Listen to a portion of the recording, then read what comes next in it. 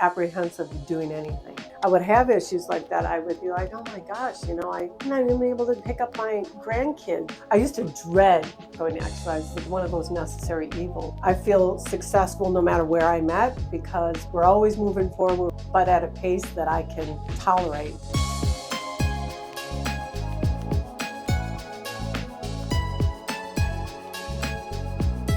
Awesome. Well, thanks for joining us, Jill. Yeah. And so what I'd like to do is just hear a little bit more about your story, kind of where you've been, and we'll just kind of kick it off from there. Can you just explain a little bit, your background, why you originally reached out to NorthStar, what interested you, kind of where you are at physically at that time?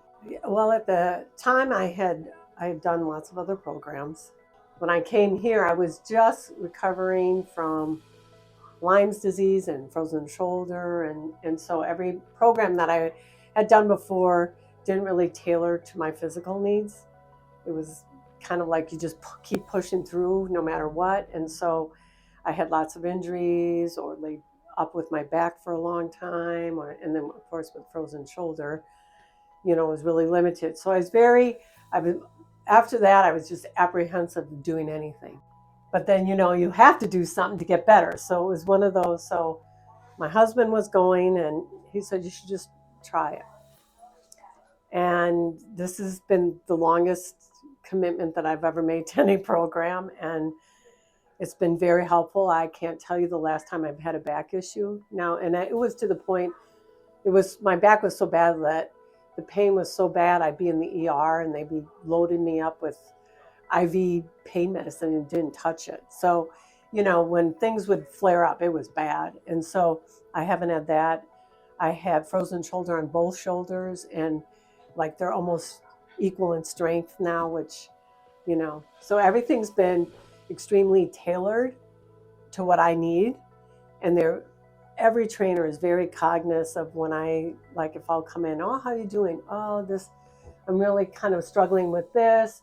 They know not to push it too far, or if I've come in kind of, wheezing and they know my limitations and they always very gently push me forward without killing me. Because that's what always made me drop programs, because it was like, I physically couldn't do this stuff. And so I'd come home and I'd be wiped. And I have 6 kids at home at the time. And it's like, when I don't have energy to make dinner or put them to bed because I'm like, I just can't do this. Then I quit. And then I'd start, I'd get the videos that you do at home. That didn't work either. So, and the atmosphere here is just so welcoming, so friendly. I used to dread going to exercise. It's like one of those necessary evils where it's like, oh yeah, it's time to go. And there's almost a stigma between fitness and just what you mentioned, that like you have to do it for a certain result, or it's almost, I don't want to say an unhealthy balance, but it's somewhat indicative in our culture that, hey, if I want to, for example, want to lose weight, right, I have to go so hard, right, and starve myself and just do all these things that are really extremes. And I think what you're saying is it's not sustainable when you kind of look at it from that standpoint. But yet we're all kind of in that that's what we see. It's kind of protocol fitness, right? Yeah. Everybody's got to get to, this point where that's why what I love about it is, even if you have to take a step backwards and then move forward again, and it's not a defeat. It's like, okay, we're just going to meet you where you're at. We're going to get this strengthened again and then move forward. And that's what I appreciated the most, is that I feel successful no matter where I'm at, because we're always moving forward, but at a pace that I can, tolerate, because I think because I was younger and I gave well, you're young, you should be able to do it. But, between the asthma, I had low iron, I had Lyme's disease, all these things that play a role into what you can do and how much you can handle. So, that's what I love most. It's like they met me where I was at, and it didn't matter if I could lift 1 pound. It was like, hey, if you can do that, that's great. Let's see if you can get 2 pounds eventually. It was, very much driving me at my own level and what I could mentally and physically handle, because it's both. Like it's, that mental capacity too of, and that's what I love. Like if I came in and I'm like, I've had the worst morning, they just know, okay, well, we're just going to do this. And it was great. That's what I needed. I didn't need another slug or another whip to, so I think that's that personal connection that is definitely here, and it has definitely been what sustained me, because, we all have quite a, they say, you kind of look at life as where I'm going to, if I get to this point, I won't have as much stress. My kids get out of school, I won't have as much stress. But at the end of the day, it's not, life isn't like that, is no. It always replaced with another stressor. So kind of blindsides you. Yes, I know. And that's one thing I've seen in you is be able to kind of weather that storm. I mean, in the last few years, we've had numerous things between navigating COVID protocol and procedures, how this impact on schools and stuff. And how has it helped you in your everyday life regarding stresses, be able to manage stresses, just feel, I don't want to say in control, but like be able to weather that stress? Well, I think kind of twofold. One, again, it's having a place to go where it can, because when you're physically healthy, then you're mentally healthy. And it's easy to get in this mode, which I was very guilty of it. Oh, when this kid gets done with school, then I'll take up my part, or when I get to this point. But as we know, that point never gets there. So if I wouldn't have had kind of that beginning with Scott, like, you got to do this, let's do it. And then once I got in the momentum of doing it, I'm like, yeah, you can make time. And that's what I love too. This isn't a huge time commitment. You get a lot done in a short amount of time. That's huge for me too. So that was another big plus, because, some of the workouts, places it's, 30 minutes of this and then 30 minutes of that. And then another, cool down and do this 3-4 times a week. And I was like, I know I can't make that kind of commitment. It's mentally stress. It is. I don't need another stressor. So this is like, what I can do here is more of a stress relief than an added stress. And that's huge. That's where I think people tend to give up, and right. It's for their own good, but it causes more stress to create that good, and they never really get over that hump because they don't. And I would have been the hardest one, because that was always, I don't have time. And my life was busy. But like I said, I think because the setting's such that it's not like another grind in the day, that it's kind of, it's your time. It's my time. I get in, and you feel better when you leave, and just when you can look at the overall of how much better I feel. I'm not laid up with the back pain. Anytime we had a major event, a graduation party, or let's say big Christmas, any little stress then would aggravate that back, and I'd be laid up, and it'd just be, and I haven't had that, because I think, I'm moving better, I'm feeling better, and those are huge. And at the time when I kept having those back issues, like, because there were certain, how long had you had the back issues? 8 years ago, I think it kind of started. Yeah. And you had them for quite a few years. I did. In fact, I thought it was a kidney stone, because it was that bad, so intense. It came out of the blue. So there wasn't like I had a disc issue. It was whatever locked up, hits on the nerve, and then it just, the whole thing is aggravated. But because I can move better now, and, you're working other muscles, and, I just haven't had it. And there were like it used to be, when I would know that it was coming, something would tweak, and then I could kind of feel it. So I was super sensitive to that. So if there was ever a time like that, I would say, oh, I'm getting some, oh, here, let's do this and loosen it up. Well, it loosened it up, and I didn't have an issue with it. So you Right. know. You know, there's a common conception that if I have back pain, that I have to have surgery or I have to, Hmm. you know, do this. But I think your experience shows that Yeah, if you have no. back pain, there Mm-mm. there's something going on, Yeah, which is often from weakness. yeah. And so if you effectively strengthen, you can alleviate Hmm. your back pain. Is that Yeah, a fair, correct yes. statement? And that's why I like the assessments too, because, you know, you're zeroing in on what's off. Your right side's, stronger than the left, and which could cause imbalances then cause. So, it's that targeted, okay, let's work on this. And it kind of happens without even realizing it. It's like, oh, they're both equal now. That's awesome. Like, so It's a huge like it's yeah, huge kind of feather in your cap, right? yeah, yeah. Is So, it? then you're heading in the right direction. Because when I was having that on a regular basis, you're just afraid to do anything that, well, what's going to aggravate it. So, Yeah. you know, when I have that confidence now, like, okay, well, you know what, things are definitely showing it's better that I can, rest assured that if something does come up, we're going to be able to calm it down much better than what it had been in the past. So, How has that helped you in your everyday? You know, you talk about a little bit of stress, but in this case, the fact that you don't have the pain, you're able to do it. How has it helped you in your everyday life? oh, well, I have 13 grandkids, so picking up, lifting them up, like that's huge, because when I would have issues like that, I would be like, oh my gosh, I'm not even able to pick up my grandkids, and so just being able to do so much more, and you know, on every front.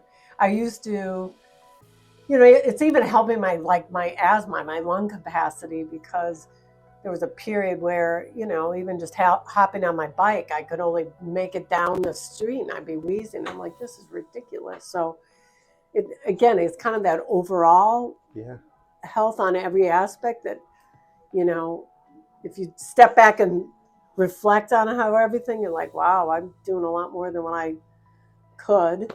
yeah. And the kids are older, so they're heavier. They're not getting any slower. They're getting stronger They're too. getting stronger and heavier, and I can do Yeah. it. Um, well, tell me a little bit. I remember you had the frozen shoulder. Hmm. Can you talk a little bit about your experiences there? What challenges you had, Yeah, that what it was limited? that was incredible. You read about frozen shoulder, but until you have it, you can't appreciate it. I couldn't lift anything. I couldn't even put my hand in my sleeve. I couldn't zip. I couldn't pick up. I couldn't do. It was extremely painful. Couldn't sleep because you lean on it and that hurts, and if you go this way, it hurts. So it really affected, so much on every level. And just when I got that one healed, then I got it on the next side, which is very unusual too. So it was huge. I had to see physical therapy, and I noticed when I came here, the same treatments of using those bands and really helping the strength of that. And each time it got better and better. And so by the time I had my second one, the recovery time was a lot less. And then now it's the preventative medicine with it both. And my shoulders are getting much stronger, much stronger. So, What type of exercise are you doing now, or what type of motions are you doing now that you? oh my, I couldn't even lift the gallon of milk. So I'm doing it all. Like before, I could, this is about how far I could lift my arms. I remember when Connor, when the assessment test, and you had to go up against the wall and, kind of, I couldn't hardly do anything with them both. I was like, oh my gosh. And then when he reassessed me after, I can't remember the amount of time, and I'm like, look, I can do it. I felt like a bird that's finally able to fly, Oh, that's awesome. So, yeah. That's good.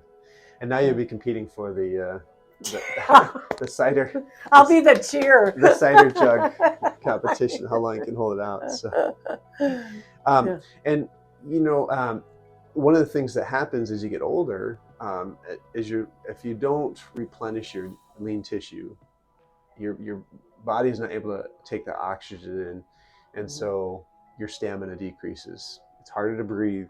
We don't sleep as well. And so one of the primary, functions of strengthening is through healthy lean tissue. Your body your stamina naturally goes back up. Combined with moderate cardiovascular aerobic activity, it does help. What would you say to someone who might be just winded easily, or kind of think that they're stuck? What would you say to that person of what's possible? I would definitely say don't wait. Get in there. I was a doubting Thomas, very reluctant, but it can make all the difference. Particularly when I see, as my own parents have been, in that aging years, and my mother-in-law, I'm like, I don't want to get like that, because I see it firsthand now. It's so easy because I was a nurse by trade, oh, you got to move, you got to want, and it's kind of lip service. But when you see really what it happens when you don't move, 1 week's time, she had a cold, didn't move a lot, and her memory was worse. She was so unstable. She had to use a walker. Like, there are immediate effects that you have that everything that I had been taught and encouraged, but probably wouldn't have done it myself because, nurses are the worst patient. Yeah. And now when I see what I'm doing and how much better I feel, and I see what the end goal is if you don't, huge. Yeah. And I want to die and get old gracefully. And Yeah. Well, back to the point about conventional exercise is, people think, hey, if I do this for a short time, I get to it, I'm done. Yes. But exactly. What you're saying is that is it's a life. Yeah, you need to make it a And routine. that's the nice thing of now that I found a place where I feel like I can grow old here. I'm not gonna, I'm not gonna tire of it. It's engaging. I don't mind it. It's not drudgery. So that's why I'm like, if you've anybody, either if they haven't gone to anything or if they've been and they're just, I'm done with it, I'd encourage you to at least try it, because it's something you're going to want to do as you age to keep going and to fight off a lot of the issues that come from not exercising, not moving. Yeah. It has effect on your mental capacity, your physical capacity, and just your overall, emotional capacity. Because if you don't move, you tend to get depressed. I mean, your blood flow, your energy. The mental aspect follows the physical. Yeah, it totally does. Yeah. And I see it firsthand now, many times over, with having watched family members age. Yeah. Yeah. In your words, what have you appreciated most about our service? I think that overall, like I said before, is that those personal touches, and even just the acknowledgments of your birthday and your anniversaries. You become a family member here. I feel like we're all friends. Yeah. And so I think that personal touch and that appreciation of where you're at and the celebration of where you've been, Yeah. And I think it had me hooked. So if you can hook me, man. And in the actual session, what do you appreciate? What are some things that you really enjoy in the work? Because people think that working out it's a drudgery, it's hard. You know what I love? I love the variety.